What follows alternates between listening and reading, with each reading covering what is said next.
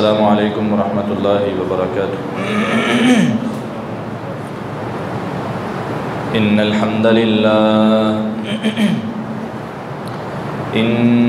हम्दलिल्लाहि नहमदुहु व नस्तईनुहु व नस्तगफिरुहु व नऊज़ु बिल्लाहि मिन शुरूरि अनफुसिना व मिन सय्यिआति अअमालिना।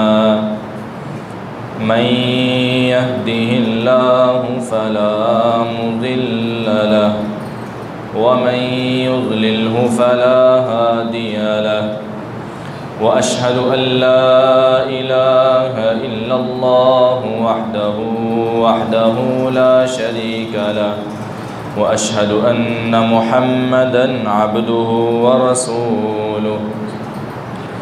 अम्मा बअदु फ़इन्न खैरल हदीस किताबुल्लाह व खैरल हदी हदी मुहम्मदिन सल्लल्लाहु अलैहि वसल्लम व शर्रल उमूरि मुहदसातुहा व कुल्ल मुहदसतिन बिदअह व कुल्ल बिदअतिन ज़लालह व कुल्ल ज़लालतिन फिन्नार। अल्लाहुम्म सल्लि अला मुहम्मदिन व अला आलि मुहम्मद कमा सल्लैता अला इब्राहीम व अला आलि इब्राहीम इन्नका हमीदुम मजीद। अल्लाहुम्म बारिक अला मुहम्मदिन व अला आलि मुहम्मद कमा बारकता अला इब्राहीम व अला आलि इब्राहीम इन्नका हमीदुम मजीद। अम्मा बअदु फ़अऊज़ु बिल्लाहि अस्समीइल अलीम मिनश शैतानिर रजीम। या अय्युहन्नासु इत्तक़ू रब्बकुमुल्लज़ी ख़लक़कुम मिन नफ़्सिन वाहिदह व ख़लक़ मिन्हा ज़ौजहा व बस्स मिन्हुमा रिजालन कसीरन व निसाअ वत्तक़ुल्लाहल्लज़ी तसाअलून बिही वल अर्हाम इन्नल्लाह कान अलैकुम रक़ीबा। या अय्युहल्लज़ीना आमनु इत्तक़ुल्लाह हक़्क़ तुक़ातिह व ला तमूतुन्न इल्ला व अंतुम मुस्लिमून। या अय्युहल्लज़ीना आमनु इत्तक़ुल्लाह व क़ूलू क़ौलन सदीदा युस्लिह लकुम अअमालकुम व यग़फ़िर लकुम ज़ुनूबकुम व मन युतिइल्लाह व रसूलहु फ़क़द फ़ाज़ फ़ौज़न अज़ीमा। व क़ाल जल्ल व अला फ़ी मक़ामिन आख़र या अय्युहल्लज़ीना आमनू इन जाअकुम फ़ासिक़ुम बिनबइन फ़तबय्यनू अन तुसीबू क़ौमन बिजहालह फ़तुस्बिहू अला मा फ़अल्तुम नादिमीन। व क़ाल जल्ल व अला फ़ी मक़ामिन आख़र या अय्युहल्लज़ीना आमनू इज्तनिबू कसीरन मिनज़्ज़न्न इन्न बअज़-ज़न्नि इस्म। व क़ाल अन्नबिय्यु सल्लल्लाहु अलैहि वसल्लम इय्याकुम वज़्ज़न्न फ़इन्नज़्ज़न्न अकज़बुल हदीस औ कमा क़ाल अन्नबिय्यु सल्लल्लाहु अलैहि वसल्लम। सामईन मोहतरम, तमाम किस्म की हम्द व सना अल्लाह रब्बुल आलमीन की ज़ात पाक के लिए ख़ास है कि जिस अल्लाह रब्बुल आलमीन ने हम सब को इंसान भी बनाया और मुसलमान भी बनाया। यहूदी, ईसाई, हिंदू, सिख, गैर मुस्लिम, ये सारे इंसान, लेकिन अल्लाह पाक का हम सब पर कितना बड़ा एहसान है कि अल्लाह ताला ने हम सब को इंसान भी बनाया, मुसलमान भी बनाया और नबी अलैहिस्सलाम का ग़ुलाम भी बनाया। ला तादाद, बेहद व बेहिसाब, बेशुमार दरूद व सलाम इमामुल अंबिया जनाब मुहम्मदुर रसूलुल्लाह सल्लल्लाहु अलैहि वसल्लम की ज़ात गिरामी पर। सामईन मोहतरम, आज के खुतबा जुमा में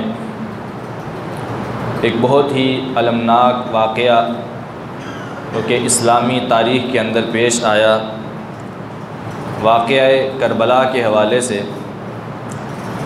चंद बातें होंगी। अल्लाह ताला की तौफ़ीक़ से कोशिश करूँगा कि जो सही और मुस्तनद रिवायात हैं वो आपके सामने बयान की जाएं, और जो मन घड़त और झूठी रिवायात हैं उनकी आपके सामने वजाहत कर दी जाए। दुआ है कि अल्लाह ताला हमें सही दीन को समझकर उस पर अमल की तौफ़ीक़ अता फ़रमाए। वाक़या करबला को सुनने से पहले चंद चीज़ें आपके सामने रखना चाहता हूँ जो कि उसको समझने में आपके लिए मदद करेंगे। सबसे पहले वाक़या करबला के बारे में सवाल ये होता है, ये वाक़या पेश आया क्यों, इसका मेन पॉइंट पीछे क्या था इसके पेश आने का। सबसे पहले अगर इंसान को ये पॉइंट समझ आ गया, उसको पूरा वाक़या समझ आ जाए। नबी अलैहिस्सलातु वस्सलाम इस दुनिया से गए। नबी अलैहिस्सलातु वस्सलाम की वफ़ात के बाद सैयदना अबू बकर सिद्दीक़ रज़ी अल्लाह ताला अन्हु खलीफ़ा बने और 2.5 साल खिलाफत की। उनकी वफ़ात के बाद सैयदना उमर फ़ारूक़ रज़ी अल्लाह ताला अन्हु ने खिलाफत संभाली और 10 साल खिलाफत की। कितने साल? 10 साल। 10 साल खिलाफत की।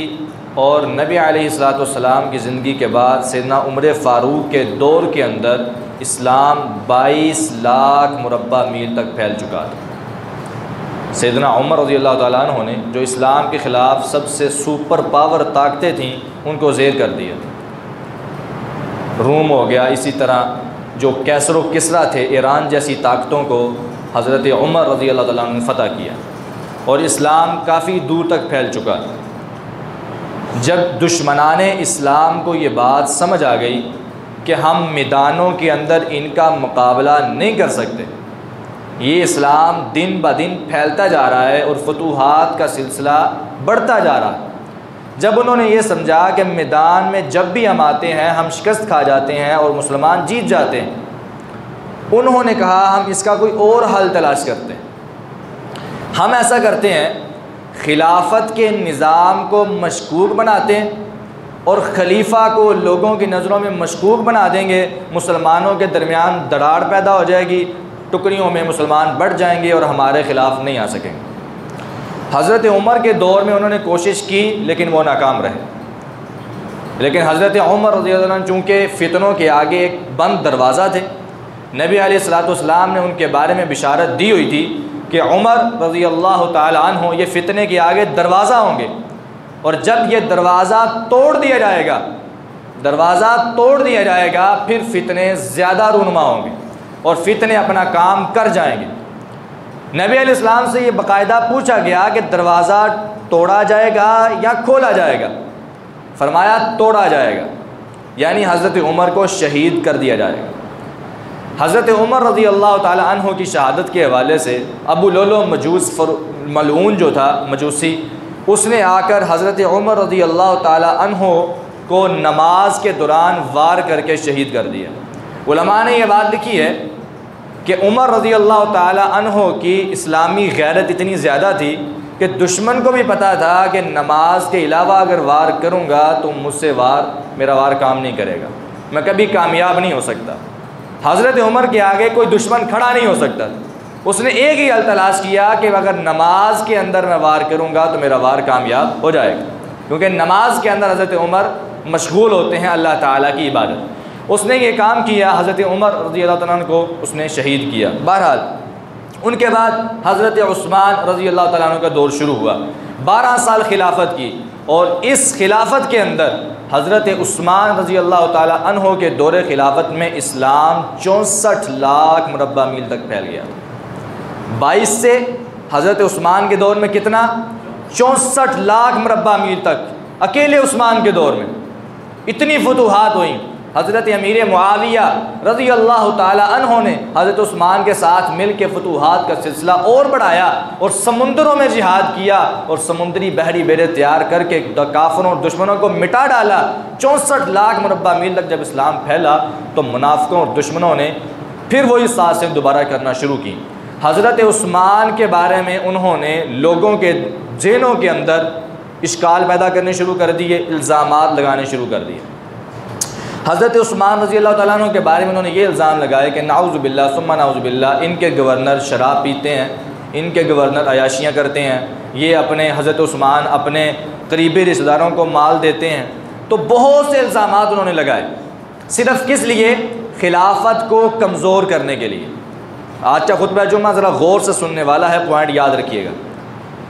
सिर्फ़ खिलाफत को कमज़ोर करने के लिए, ताकि जब खिलाफत कमज़ोर हो जाए मुसलमान भी कमज़ोर हो जाएं और हमारे ख़िलाफ़ कोई आ सके नहीं आ सके। जब हज़रत उस्मान के बारे में ये इल्ज़ाम लगे, मैं आज भी आपको ये बात बताता हूँ, हज़रत उस्मान के ऊपर जितने भी इल्ज़ाम लगे उन तमाम इल्ज़ामात के जवाब में नबी अलैहिस्सलाम की सिर्फ़ एक हदीस याद रखें। आज भी इल्ज़ाम लगाए जाते हैं हज़रत उस्मान पर, उन तमाम इल्ज़ामात के जवाब में एक हदीस नबी अलैहिस्सलाम की याद करें और अपनी दिमागों पर नक्श करके ले जाएँ। इतनी प्यारी हदीस है।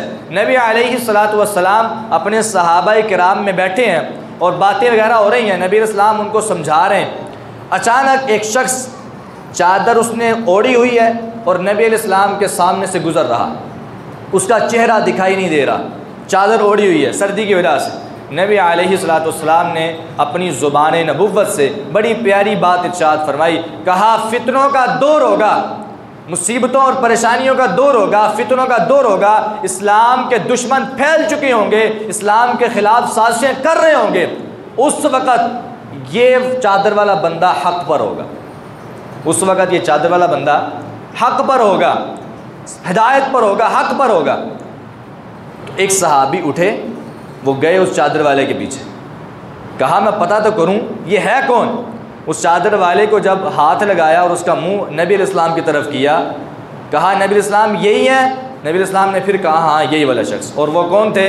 सैयदना उस्मान बिन अफ़्फ़ान रज़ी अल्लाह ताला। नबी अलैहिस्सलाम ने उनके बारे में बिशारत दे दी हुई थी कि फितनों के दौर में अगर कोई हक़ पर होगा तो वो कौन होगा? उस्मान रज़ी अल्लाह ताला अन्हु। उस्मान रज़ी अल्लाह ताला अन्हु के बारे में जितने भी लोग इल्ज़ाम लगाएं, हमारे लिए कौन सी बात हुज्जत है? नबी अलैहिस्सलाम की बात। जब नबी अलैहिस्सलाम ने ये बात इरशाद फरमा दी कि उस्मान फितनों के दौर में हक़ पर होगा, फिर चाहे कोई दुनिया कायनात की हज़ारों नहीं, लाखों नहीं, करोड़ों किताबें भी उस्मान के ख़िलाफ़ लिखी जाएँ और उस्मान पर इल्ज़ाम लगाए जाएँ, हमारे लिए अगर बात हुज्जत है तो मुहम्मदुर रसूलुल्लाह सल्लल्लाहु अलैहि वसल्लम की हुज्जत है। हम किसकी बात को मानेंगे? नबी अलैहिस्सलाम की बात को मानेंगे कि उस्मान हिदायत पर होगा, हक़ पर होगा। हज़रत उस्मान पर फजूल इल्ज़ाम लगाए गए। बहरहाल हज़रत उस्मान रज़ी अल्लाह ताला अन्हु को इन्हीं इल्ज़ामात के अंदर लाकर बागियों ने शहीद कर दिया उनको। हज़रत उस्मान शहीद हो गए। हज़रत उस्मान रज़ी अल्लाह को शहीद करने के बाद वो जो बागी थे हज़रत उस्मान के ख़िलाफ़ खड़े होने वाले, उन्होंने कई सहाबाए किराम को खिलाफत की पेशकश की कि हज़रत उस्मान शहीद हो गए हैं, अब आप खलीफा बन जाएं। अशरम वशरा में से बाज़ सहाबा को उन्होंने पेशकश की, तो अक्सर सहाबा ने वो पेशकश ठुकरा दी कि हम तुम्हारी बात को कभी भी तस्लीम नहीं करेंगे। लेकिन हज़रत अली उल मुर्तज़ा रज़ी अल्लाह ताला अन्हु ने हालात को संभालने के लिए उन्होंने ये पेशकश कबूल कर ली और खलीफा मुकर्रर हो गए। खलीफा हज़रत अली को बनाया किन लोगों ने? बागियों ने। लेकिन मुकर्रर किया उन्होंने बागियों ने, पसंद तमाम सहाबाए किराम ने किया। जब वो खलीफा मुकर्रर हो गए, तमाम सहाबाए किराम ने उनकी रज़ामंदी से बैत की और उनके खिलाफत को तस्लीम किया। हज़रत अली जब ने खिलाफत को तस्लीम किया तो उधर शाम के अंदर सैयदना अमीर मुआविया रज़ी अल्लाह ताला अन्हु ने हज़रत अली से एक बात कही कि जितने भी हज़रत उस्मान को शहीद करने वाले वो आपके इर्द गिर्द हैं,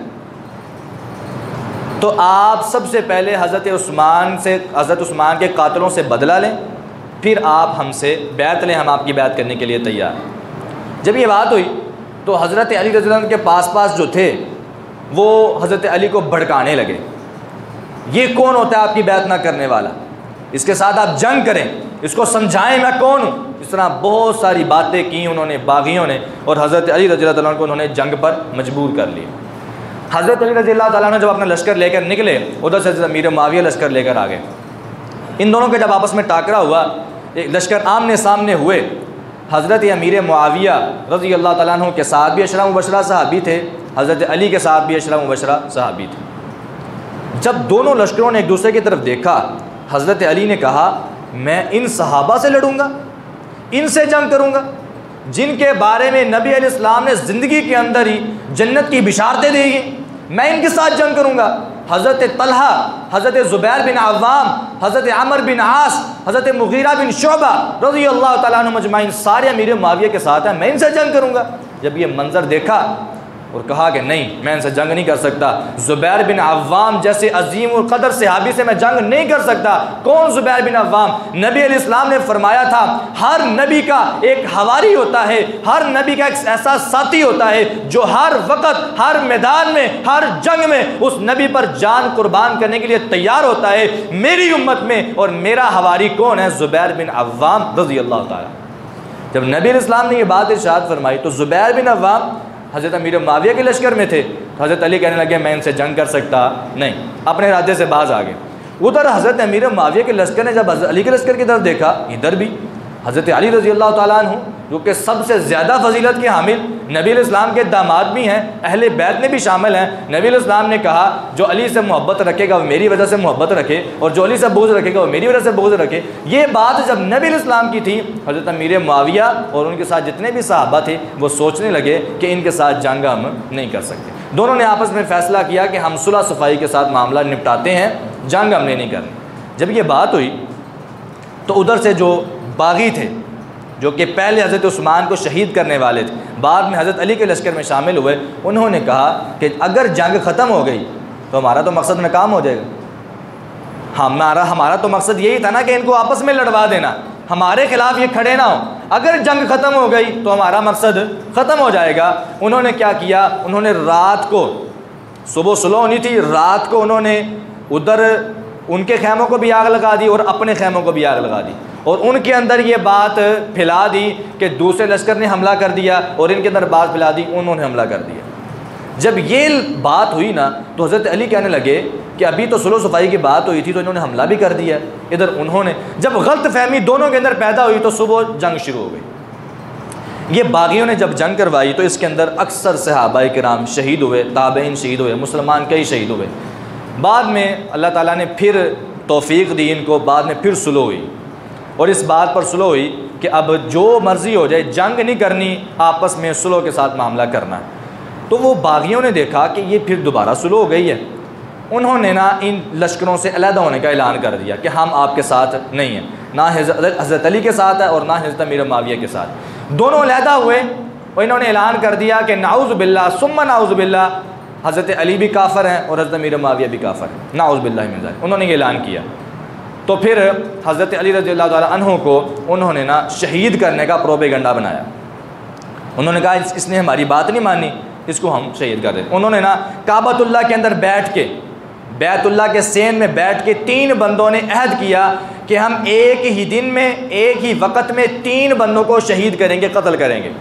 हज़रत अमर बिन आस रज़ी अल्लाह ताला अन्हु, सैयदना अमीर मुआविया रज़ी अल्लाह अन्हु और हज़रत अली मुर्तज़ा रज़ी अल्लाह ताला अन्हु, हम इन तीनों को फजर के वक़्त फ़लाँ दिन कत्ल करेंगे, शहीद कर देंगे।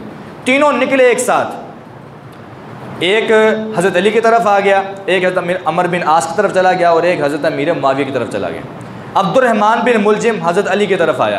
अल्लाह की तरफ से ऐसा हुआ कि हज़रत अमर बिन आस कुछ बीमारी की वजह से मस्जिद में आए ही नहीं उस दिन, वो बच गए।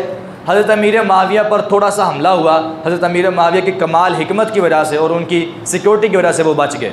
उनको थोड़े सा ज़ख़म आए लेकिन वो बच गए अल्हम्दुलिल्लाह।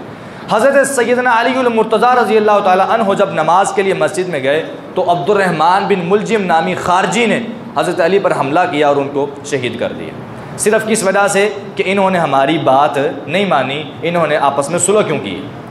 हज़रत अली को मुख्तसर कर रहा हूँ बात, हज़रत अली को शहीद कर दिया गया। उसके बाद हज़रत हसन रज़ी अल्लाह ताला अन्हु खलीफा बन गए।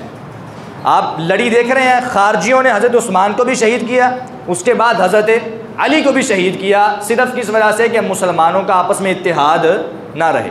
उसके बाद हज़रत हसन की बारी आ गई। हज़रत हसन रज़ी अल्लाह ताला अन्हु जब खलीफा बने तो हज़रत हसन के बारे में नबी इस्लाम ने बिशारत दी थी, और ये ख़ुद भी तभी लिहाज से बड़े नरम दिल थे और हमेशा सुलह की बात करने वाले। जब नबी इस्लाम ने इनके बारे में बिशारत दी थी, इन नबनी हाज़ा सय्यद लअल्लल्लाह अन युस्लिह बिही बैन फ़िअतैन अज़ीमतैन मिनल मुस्लिमीन, नबी इस्लाम ने अपनी ज़िंदगी में इरशाद फरमाया था, मेरा ये बेटा हसन सरदार है। इन नबनी हाज़ा सय्यद, अल्लाह ताला मेरे इस बेटे की वजह से मुसलमानों की दो अजीम जमातों के दरमियान सुलह करवाएगा। इन दो अजीम जमातों के दरमियान हज़रत हसन जब खलीफा बने, इन्होंने हज़रत हसन को भी उकसाना शुरू कर दिया, हज़रत हसन को भी वर्गलाना शुरू कर दिया और कहा कि जंग करो। हज़रत हसन को भी इन्होंने जंग पर आमादा कर लिया। इतने ये मतलब बागी और इतने इंतशार पसंद इंसान थे, इन्होंने हज़रत हसन को भी उकसा लिया और आमादा कर लिया जंग करने पे। दोनों लश्कर जब आमने सामने हुए, हज़रत हसन के जहन में बात आई कि मैं तो अपने बाप सैयदना अली को रोका करता था कि जंग ना करें, तो मैं खुद क्यों जंग के लिए आया। हज़रत हसन ने हज़रत अमीर मुआविया को ख़त लिखा कि मैं अपनी खिलाफत के हक़ से दस्तबरदार होता हूँ, मैं अपनी खिलाफत आपके सुपुर्द करता हूँ, आप आज के बाद हमारे खलीफा हैं, मेरा हक़ खिलाफत पे कोई हक़ नहीं। हज़रत हसन ने जब ये बात लिखी तो वो जो बागी साथ थे उनको फिर गुस्सा चढ़ गया कि हसन को हम यहाँ पे लेकर आए हैं जंग के लिए, इसने आगे सुलह का पैगाम भेज दिया और खिलाफत भी हज़रत अमीर मुआविया को दे दी। हज़रत अमीर मुआविया ने सारी बात को माना और तस्लीम किया और फिर सुलह करके वापस चले गए। खिलाफत किसके पास चली गई? सैयदना मुआविया रज़ी अल्लाह तआला अन्हु के पास। खलीफा वो बन गए। अब हज़रत हसन को इन्होंने शहीद करने का प्रोग्राम बनाया। हज़रत हसन को इन्होंने जहर देकर इन्हीं बागियों और खारजियों ने शहीद कर दिया। यानी अहले बैत के जितने भी अफराद हैं उनमें से अक्सर के कातिल यही बागी और खारजी थे जिन्होंने हज़रत उस्मान को शहीद किया। अच्छा, उसके बाद खिलाफत आ गई सैयदना मुआविया रज़ी अल्लाह तआला अन्हु के पास। 20 साल खिलाफत की, 20 साल ऐसी खिलाफत की, ऐसी मिसाल कायम की कि इन खारजियों को छुप छुप कर ज़िंदगी गुजारने पर मजबूर कर दिया और इनको चुन चुन के कत्ल किया। कोई भी खारजी अगर रास्ते में मिल जाता उसको फौरी उसकी गर्दन उड़ा दी जाती, उसको कत्ल कर दिया जाता। ऐसे खारजियों को उन्होंने नच डाल के रखी हुई और उनको पूरे अपने कंट्रोल में रखा। हज़रत अमीर मुआविया रज़ी अल्लाह तआला अन्हु ने जब पूरा 20 साल का अरसा गुज़रा, अपनी ज़िंदगी के आखिर में उन्होंने सोचा इस्लाम की अब सरबुलंदी के लिए हम काफ़ी देर कोशिश करते रहे हैं और अब अमन कायम हो चुका है, और अब बाज़ सहाबा से मुशावरत करके उन्होंने अपने बेटे यजीद को खलीफा नामज़द करने का मशवरा किया। बाज़ रिवायात में आता है कि सहाबा से मुशावरत की थी, बाज़ रिवायात में आता है कि उन्होंने अपनी मर्ज़ी से ये काम किया था।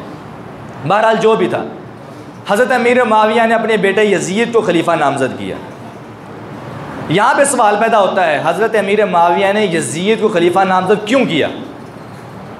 पहले किसी खलीफा ने ये काम नहीं किया, ना अबू बकर सिद्दीक़ ने, ना उमर फ़ारूक ने, ना उस्मान बिन अफ़्फ़ान, ना अली मुर्तज़ा रिज़वानुल्लाहि अलैहिम अजमाइन, किसी खलीफा ने ये काम नहीं किया।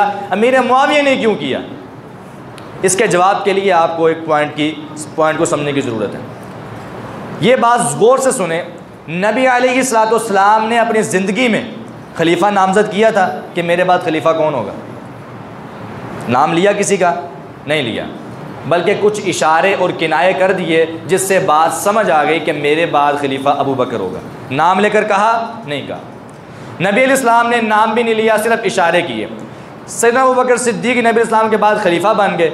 अबू बकर सिद्दीक़ रज़ियल्लाहु अन्हु की वफ़ात का जब वक़्त करीब आया ना, तो उन्होंने क्या किया? खलीफा बनाने के लिए हज़रत उमर का नाम लिया, खलीफा मुकर्रर करने के लिए उमर का नाम लिया। अगर नबी अलैहिस्सलाम का यह तरीक़ा फ़र्ज़ होता कि खलीफा नामज़द करने के लिए सिर्फ इशारे करने हैं, नाम नहीं लेना, तो अबू बकर सिद्दीक़ नाम लेते? नहीं लेते। उन्होंने अपना तरीक़ा इख्तियार किया कि उम्मत की बेहतरी के लिए क्या चीज़ ज़रूरी है कि मैं उमर को खलीफा नामज़द करके जाऊँ। हज़रत उमर की शहादत का वक़्त करीब आया तो उन्होंने क्या किया? उन्होंने ना इशारे किनारे से बात की, ना ही नाम लिया, बल्कि तीसरा तरीका इख्तियार किया जो उनको अच्छा लगा। वो क्या था? चंद सहाबा की कमेटी बना दी उन्होंने कहा कि ये सहाबा हैं अशरा मुबशरा, इनमें से जिसको आप चाहते हो खलीफा बना लो, मैं मुकर्रर नहीं करता। कितने तरीके हो गए? पहला हज़रत नबी अलैहिस्सलाम वाला, दूसरा अबू बकर सिद्दीक़ वाला, और तीसरा हज़रत उमर वाला। चौथा तरीका हज़रत उस्मान रज़ियल्लाहु तआला अन्हु ने अपनी शहादत के वक़्त क्या किया? कुछ भी नहीं किया, ना इशारे किए, ना ही नाम लिया और ना ही कमेटी बनाई, यानी कुछ भी नहीं। ये चौथा तरीका हो गया कि खलीफा नामज़द करने के लिए 4 तरीके शरीयत के अंदर मौजूद हैं।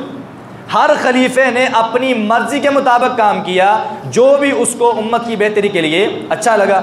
यानी नबी इस्लाम का जो तरीका था वो ज़रूरी और फ़र्ज़ नहीं था। चारों खुलाफा हमारे लिए हक़ पर है ना, हमारे बर हक़ खुलाफाए राशिदीन है, उनका तरीका भी नबी इस्लाम ने फरमाया अलैकुम बिसुन्नती व सुन्नतिल खुलाफाए राशिदीन अल महदीयीन, मेरी सुन्नत को लाजिम पकड़ो और खुलाफाए राशिदीन की सुन्नत को लाजिम पकड़ो।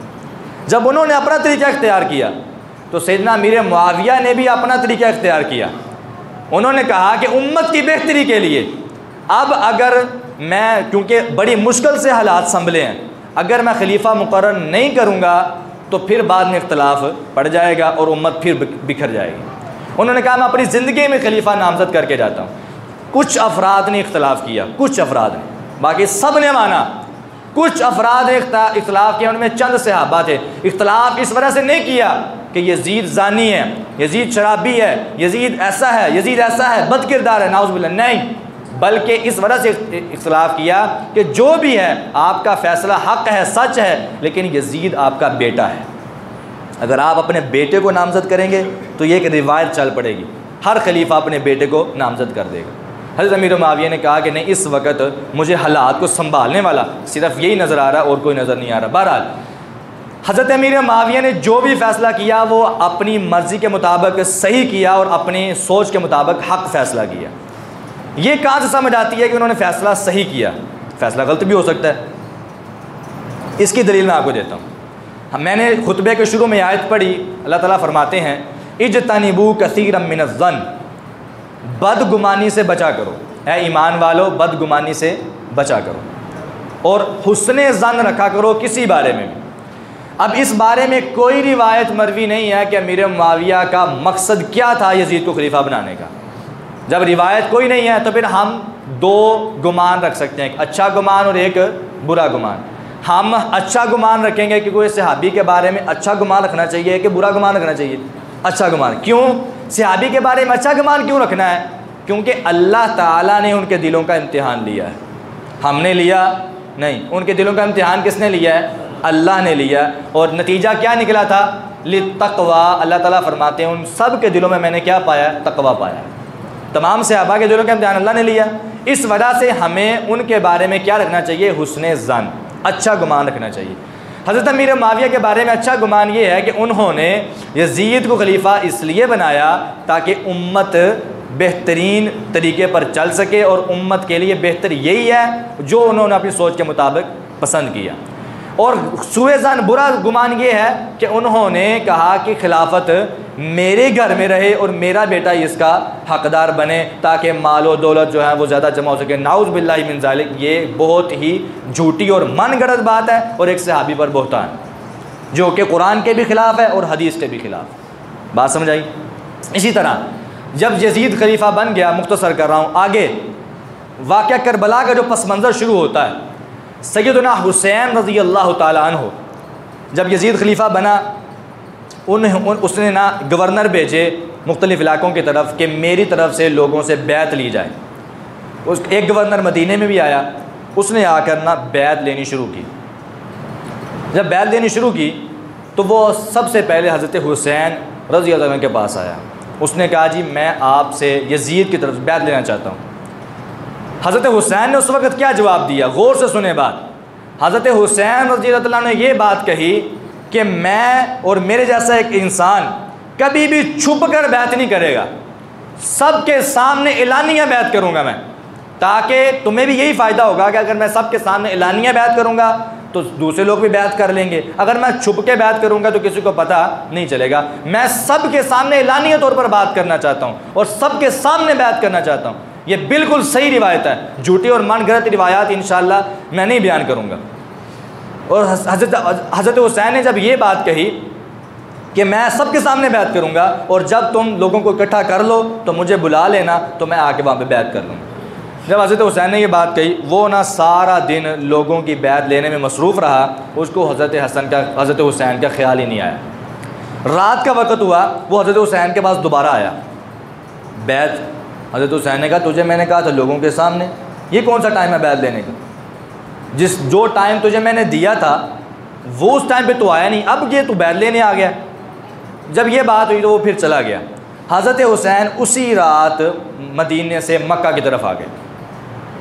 कहाँ आ गए? मक्का की तरफ। अब यहाँ पे इंतशार फैलाने वालों ने एक बदगुमानी पैदा की कि हज़रत हुसैन रज़ी अल्लाह ताला अन्हो मदीने से मक्का इस वजह से आए थे बैत के डर से कि मुझे बैत ना करनी पड़ जाए। ये गुमान हमारे यहाँ चलता है। तो हमारा सवाल ये है कि क्या मक्का के अंदर यजीद का गवर्नर नहीं था? अगर इस वजह से मदीना छोड़ते कि मुझे बैत ना करनी पड़े, तो फिर किसी ऐसे इलाके की तरफ जाते जहाँ यजीद का गवर्नर ना होता। आप मदीने से मक्का जा रहे हैं और मक्का में भी यजीद का गवर्नर मौजूद है और वो वहाँ से बैत ले रहा है। इसका मतलब है कि मदीने से मक्का जाने का मकसद और था, बैत से भागना नहीं था। और एक और इसकी दलील ये है कि जब नबी के नवासे ने, अहले बैत में से एक शख्स ने एक वादा कर लिया है कि मैं ये काम करूँगा, तो जानबूझ के वादा खिलाफ़ी कर सकता? नहीं कर सकता, कभी भी नहीं कर सकता। हमारा ईमान, अहले बैत का कोई शख्स वादा खिलाफ़ी कर सकता? नहीं कर सकता। हज़रत हुसैन इसको अपने किसी काम की वजह से मदीने से मक्का गए। मक्के में जब गए, जुल्हिज्जा के अय्याम थे, वहाँ पे उनको कूफियों की तरफ से ख़त आने शुरू हो गए। कूफियों ने, कूफी शुरू से ही बागी गिरोह और ख़ारजी गिरोह है। कूफियों में अक्सर सहाबा भी उनके बारे में ये कहते थे कूफ़ी ला यूफ़ी, कूफ़ी कभी भी वफ़ा नहीं करते। इन्होंने ही हज़रत अली को शहीद किया, इन्होंने ही हज़रत हसन को जहर दिया, इन्होंने ही हज़रत हुसैन को शहीद किया। इसके कई दलाइल आगे आएंगे इंशाअल्लाह। हज़रत हुसैन को ख़त लिखने शुरू कर दिए इन्होंने, हमारे पास आ जाएँ, हम यजीद की बैत नहीं करेंगे, हमारा खलीफा हम आपको बनाते हैं, आप हमारे पास आ जाएँ, हम कभी भी यजीद की बैत नहीं करेंगे, हम आपको मानते हैं। हज़रत हुसैन रज़ी अल्लाह ताला अन्हो ने ये सारे ख़त पढ़े, अपने पास रखते गए। 8 ज़ुल्हिज्जा का दिन आया। कौन सा? 8 ज़ुल्हिज्जा। हज़रत हुसैन मक्का से कूफे की तरफ रवाना होने लगे। 8 ज़ुल्हिज्जा को पता है क्या होता है? हाजी एहराम बांध के हज के लिए रवाना हो रहे होते हैं, ऐसे ही है ना। हमारे यहाँ एक बदगुमानी पैदा की जाती है कि हज़रत हुसैन रज़ियल्लाहु अन्हु मक्का से कूफे किस वजह से गए? अपनी बैत लेने के लिए। ऐसे ही है ना, मक्का से कूफे किस वजह से गए थे? अपनी बैत लेने के लिए। हालांकि ये बात मन गढ़ंत और झूठी है कई एतबार से। पहली बात यह है कि अगर मक्का से कूफे की तरफ अपनी बैत करवाने के लिए जाते तो ये कभी भी ऐसा नहीं हो सकता कि हज़रत हुसैन शरीयत की मुखालफत करें, क्योंकि नबी इस्लाम की हदीस है, बहुत ही प्यारी हदीस है, मैं आपको सुनाना चाहता हूँ। नबी इस्लाम की हदीस है, नबी इस्लाम ने फरमाया एक खलीफा जो मुकर्रर कर दिया जाए, एक खलीफा चाहे वो हबशी गुलाम ही क्यों ना हो, यानी घटिया से घटिया इंसान ही क्यों ना हो, अगर वो तुम्हारा खलीफा मुकर्रर कर दिया जाए, तुमने बनाया नहीं, मुकर्रर हो गया है, लोगों ने उसकी बैत कर ली है, लोगों ने मान लिया, मुकर्रर कर दिया जाए, फिर अगर कोई बंदा उसकी मुखालफत के लिए खड़ा हो, उसके ख़िलाफ़ खड़ा हो, उसकी बगावत के लिए खड़ा हो, तो उस बंदे की गर्दन उड़ा दो, उसको कत्ल कर दो, उसको कत्ल कर दो, उसको कत्ल कर दो। अब जो लोग ये कहते हैं नाउज़ बिल्लाहि मिन ज़ालिक कि हज़रत हुसैन अपनी बैत करवाने के लिए गए थे, तो क्या नाउज़ बिल्लाह हज़रत हुसैन का कत्ल फिर तो सही साबित होता है हदीस के मुताबिक? ये तो फिर हज़रत हुसैन पर अटैक आता है, नाउज़ बिल्लाहि मिन ज़ालिक। हमारा ये गुमान नहीं है।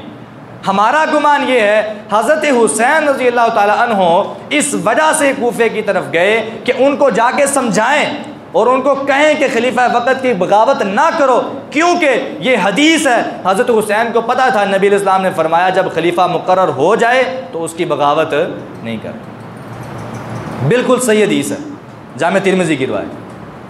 जब ये बात हुई हज़रत हुसैन, अब दूसरा बदगुमानी ये पैदा की जाती है कि इस्लाम ख़त्म हो रहा था, हज़रत हुसैन कुफ्र और इस्लाम की जंग करने के लिए गए थे। दूसरा गुमान ये पैदा किया जाता है कि हज़रत हुसैन इस वजह से गए थे कि इस्लाम ख़राब हो रहा था, इस्लाम ख़त्म हो रहा था। उन्होंने कहा कि मैं इस्लाम को बचा लूँ, मुसलमानों को बचा लूँ, जुल्म ख़त्म कर दूँ, इस वजह से वो सफ़र करने के लिए निकले।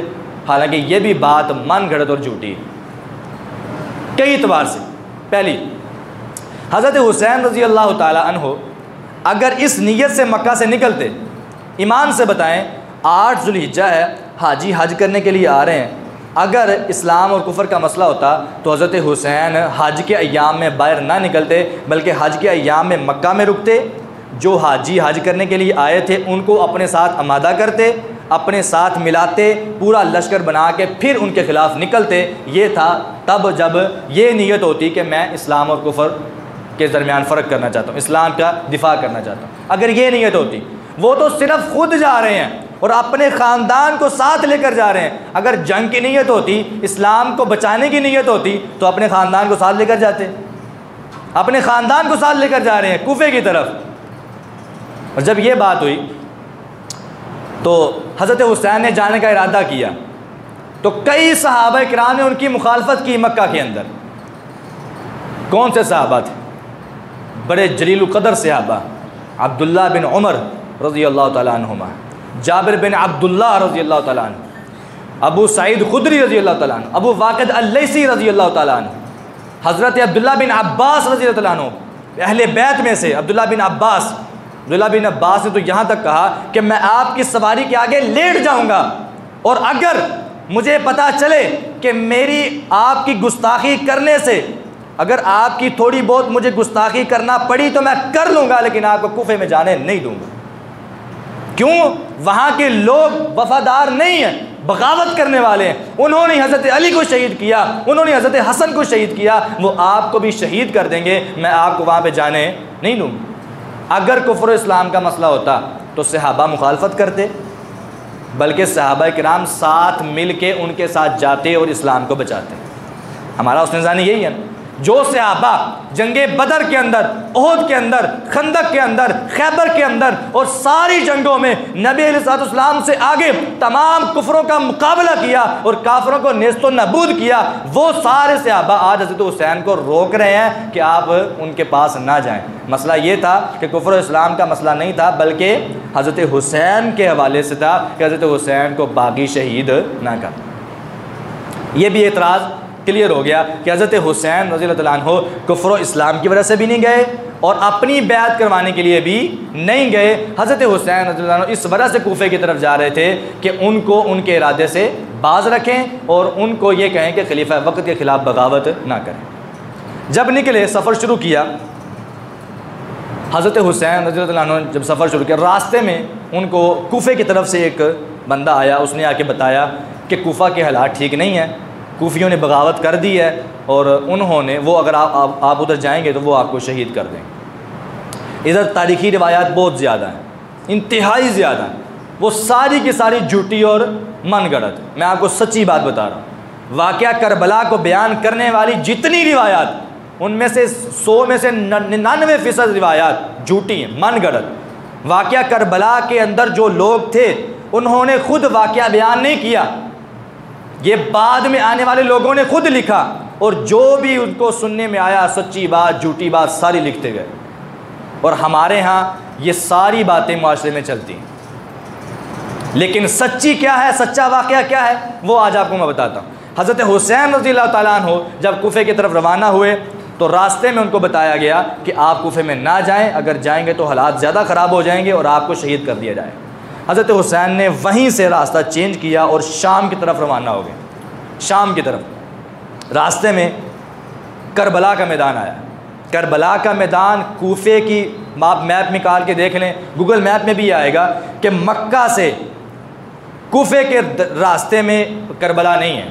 मक्का से जब आप शाम का मैप लगाएंगे तो रास्ते में करबला आता है। करबला का मैदान शाम के रास्ते में है, ना कि कूफा के रास्ते। हज़रत हुसैन ने ये रास्ता इख्तियार किया शाम की तरफ। रास्ते में कूफियों को जब पता चला कि हज़रत हुसैन जा रहे हैं कहाँ पे, शाम में यजीद के पास, जब उन्होंने ये कहा कि अगर ये हुसैन यजीद के पास चले गए तो हुसैन के पास तो हमारे सारे ख़त हैं, हज़रत हुसैन ने वहाँ पे जाकर ख़त दिखा दिए यजीद को, तो हमारा क्या बनेगा। इस वजह से कूफियों ने हज़रत हुसैन रज़ियल्लाहु अन्हु को शहीद किया, रास्ते में ही रोका और करबला के मैदान में उनको बेदर्दी से शहीद कर दिया गया। और सारी की सारी कसूरवार ये कौन थे? कूफी, जो कि हज़रत हुसैन को शहीद करने वाले थे। अच्छा, इसकी क्या दलील है कि हज़रत हुसैन को शहीद करने वाले जो कूफी थे? इसके 6 दलाइल मैं आपके सामने रखता हूँ, याद रखिएगा। और बाकी जो यजीद के हज़रत हुसैन को शहीद करने वाली बात है उसकी एक भी सही रिवायत नहीं है। मैं चैलेंज करता हूँ कोई भी बंदा सिर्फ एक सही रिवायत ले आए जिसमें यह मौजूद हो कि यजीद ने हज़रत हुसैन के कत्ल का हुक्म दिया था, हज़रत हुसैन को शहीद करने का हुक्म दिया था, या उसमें ताउन किया था, या उसको पता चल गया था कि हज़रत हुसैन शहीद हो रहे हैं लेकिन उसने कोई आगे से मुज़ाहमत नहीं की, कोई एक सही रिवायत। लेकिन मैं आपको 6 दलीलें देता हूँ। सबसे पहली दलील, हज़रत अब्दुल्लाह बिन उमर रज़ी अल्लाह ताला अन्हु मक्का में तशरीफ़ फरमाए। एक आदमी आया, उसने आगे पूछा, ए अब्दुल्लाह बिन उमर रज़ी अल्लाह ताला अन्हु, अगर एहराम की हालत में मक्खी मर जाए, एहराम की हालत में मक्खी मर जाए तो उसका क्या गुनाह है? क्या एहराम जो है वो डिस्टर्ब तो नहीं होगा? क्या हमारा उम्रा डिस्टर्ब तो नहीं होगा? हज़रत अब्दुल्लाह बिन उमर ने कहा, तो कहाँ से है? मिन अईना। कहता जी मैं कूफा से हूँ, अहले इराक़। अब्दुल्लाह बिन उमर कहने लगे, वाह कूफी हो, नबी के नवासे को शहीद कर दिया है और सवाल पूछ रहे हो मक्खी के मरने के? शर्म नहीं आती? नबी के नवासे को शहीद कर दिया है और मक्खी के मरने पर सवाल पूछ रहे हो। उस वक्त तुम्हें समझ नहीं आई थी कि नबी के नवासे को शहीद नहीं करना? हज़रत अब्दुल्लाह बिन उमर ये बात इरशाद फरमा रहे हैं कि हज़रत हुसैन के कातिल कौन है? कूफी। कूफा में जो लोग वो हज़रत हुसैन को शहीद करने वाले। दूसरी दलील, मुस्नद अहमद की रिवायत है, शहर बिन हौशब रहमहुल्लाह फरमाते हैं कि जब उम्मे सलमा रज़ी अल्लाह तआला अन्हा को पता चला ना कि हज़रत हुसैन शहीद कर दिए गए, उन्होंने क्या कहा?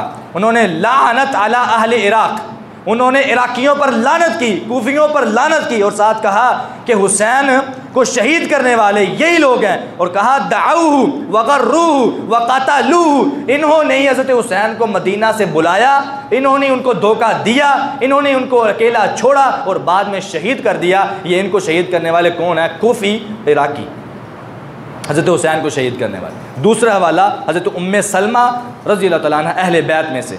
तीसरा और चौथा हवाला शिया की 2 किताबों हैं, शिया की 2 किताबें, उनके अंदर से तीसरा और चौथा हवाला मस्कूती की किताब है मरवजुज़ ज़हद, ये उनकी किताब का नाम है। उसके अंदर मस्कूती शिया लिखता है कि वो सारे जो लश्कर हज़रत हुसैन के पास आए थे, जो सारे लश्कर हज़रत हुसैन के पास आए थे हज़रत हुसैन को शहीद करने के लिए, व कुल्लुहुम मिन अहलिल कूफती लम यदखुलहुम शामियुन, वो सारे के सारे कूफी थे, उनमें एक भी शामी नहीं था, एक भी शामी नहीं था।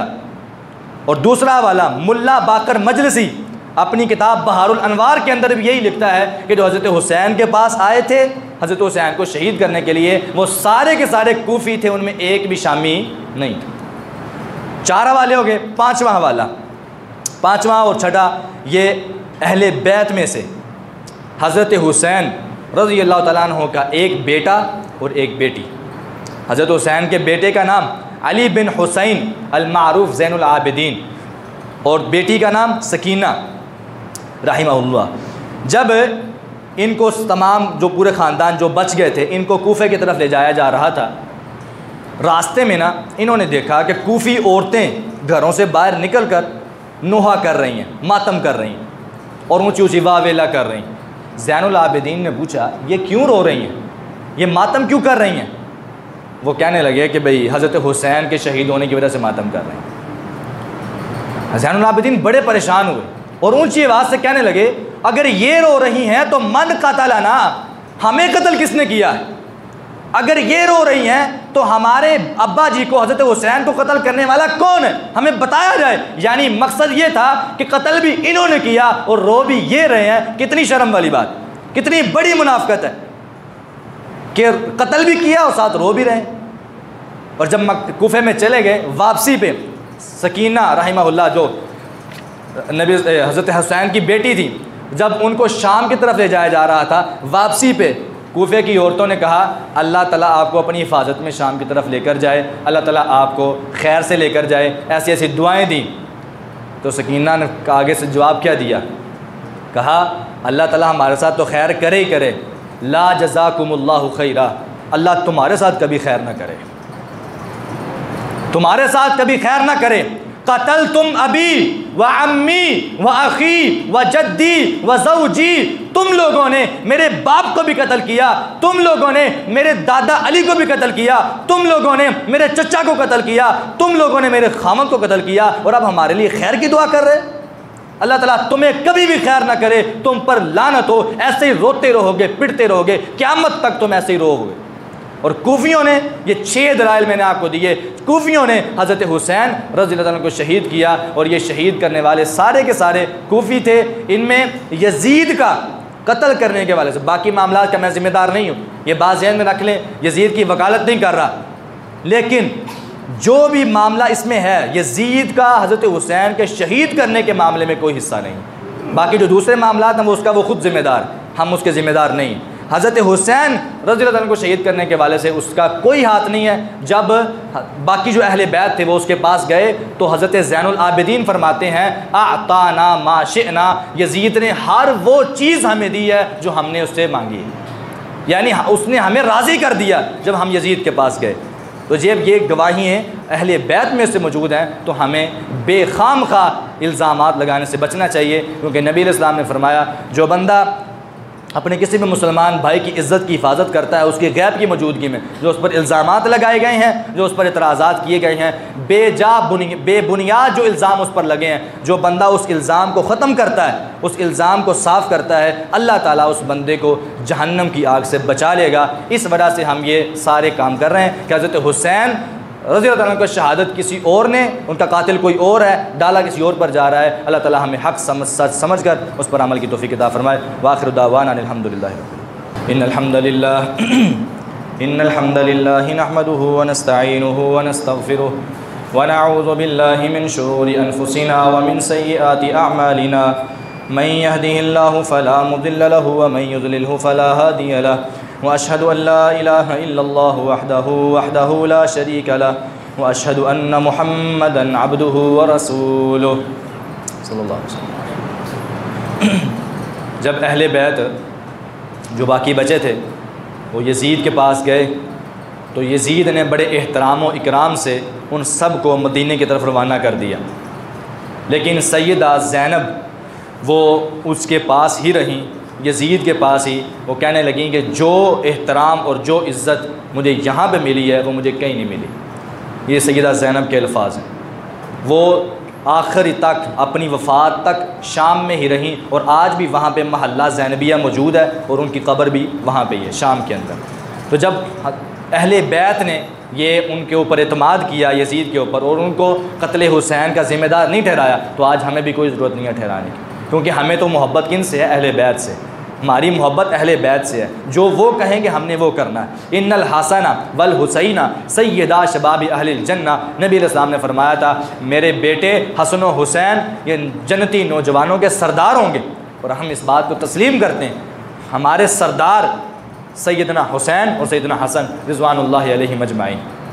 एक और एतराज़ होता है कि अगर यजीद मुलव्वस नहीं था, अगर यजीद मुलव्वस नहीं था तो उसने इब्ने ज़ियाद को कत्ल क्यों नहीं करवाया? इब्ने ज़ियाद को उसने हटाया क्यों नहीं? उसने बदला क्यों नहीं लिया हज़रत हुसैन के कातिलों से? इसका जवाब ये है, आज हमें ये सवाल करना, एतराज़ करना समझ आ गया है, तो क्या उस वक़्त के किसी भी सहाबी को ये सवाल समझ नहीं आया? कोई एक सही रिवायत, कोई एक, पूरी दुनिया की तारीख़ की किताबें उठा लें, किसी एक सही रिवायत के अंदर नहीं है कि किसी एक सहाबी ने, किसी एक ताबी ने, किसी एक अहले बैत में से किसी भी एक फ़र्द ने यजीद को हज़रत हुसैन का कातिल ठहराया हो या ज़िम्मेदार ठहराया हो। कोई एक सही रिवायत ले आए। जब उन्होंने ये एतराज़ नहीं किया यजीद पर कि तूने हमारे बाबा का जो है वो क्यों नहीं लिया बदला, कत्ल का बदला क्यों नहीं लिया तूने हज़रत हुसैन के कातलों को मरवाया क्यों नहीं, कत्ल क्यों नहीं करवाया, आज हमारे ज़िम्मे भी ये एतराज़ नहीं बनता। हमें भी अगर ये एतराज़ नहीं करना चाहिए। क्यों? क्योंकि हज़रत, और फिर दूसरी बात, सही रिवायात के अंदर ये मिलता है कि बाद में काफ़ी देर के बाद यजीद ने उन तमाम कातलों को मरवाया था और बाद में उनसे बदला ले लिया गया था, जो भी इसमें शामिल थे। बहरहाल जो भी बातें हैं वो मैंने आपके सामने रख दी हैं। अल्लाह ताला हमें सच और समझ कर अल्लाह ताला उस पर अमल की तौफ़ीक़ अता फ़रमाए। व आख़िरु दावाना अनिल हम्दुलिल्लाहि रब्बिल आलमीन।